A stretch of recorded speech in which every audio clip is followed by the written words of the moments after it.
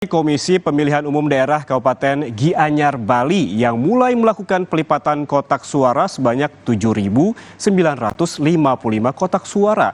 Pelipatan ini dilakukan oleh puluhan orang pekerja termasuk warga lansia yang ingin bergabung menjadi perakit kotak suara untuk pemilu 2024. Proses perakitan kotak suara di KPU daerah Kabupaten Gianyar, Bali sudah mulai dilakukan sejak 14 Desember 2023 lalu. Terdapat 7.955 kotak suara yang harus dilipat oleh puluhan pekerja.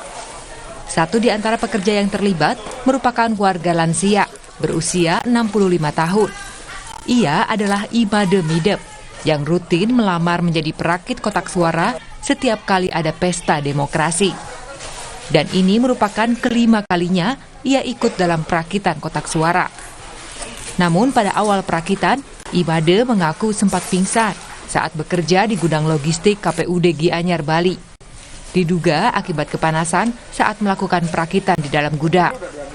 Namun, kini Imade memilih untuk bekerja di luar ruangan dengan sirkulasi udara yang lebih baik agar tidak mengalami kejadian yang sama. Kenapa tertarik Pak ikut ini? Karena keadaan Pak, Ya, dapat ya gitu ya. Ya. Pak, betul loh Pak, kemarin sempat pingsan nih gara-gara apa Pak? Gara-gara lembur begini? Kerja. gara-gara gini, gara-gara nggak makan paginya. Saya memang punya sakit stroke, ya, baru sembuh nih. Oh, gitu. 6 bulan. Tapi sekarang sudah baik kondisinya nih. Udah, Ya. udah Kemarin pingsannya gara-gara apa?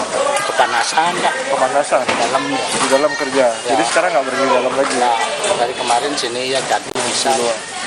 Perakitan kotak suara ini diperkirakan akan berlangsung selama 5 hari dengan tenaga perakit kotak suara berjumlah 20 orang. Nyoman Sudarmika, Kompas TV, Gianyar, Bali.